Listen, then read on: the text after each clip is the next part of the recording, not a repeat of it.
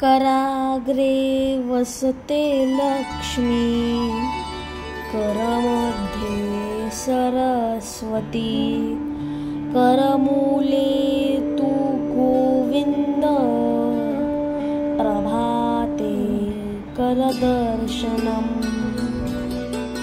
वक्रतुण्ड महाकाय, सूर्यकोटिसमप्रभ, निर्विघ्नं कुरु मे देव, सर्वकार्येषु सर्वदा।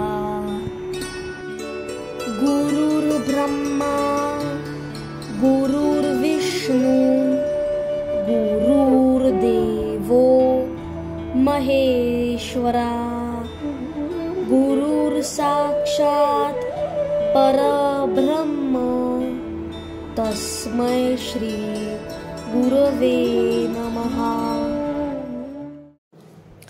आमच्या यूट्यूब चॅनलला लाईक, शेअर आणि सबस्क्राईब करा. धन्यवाद.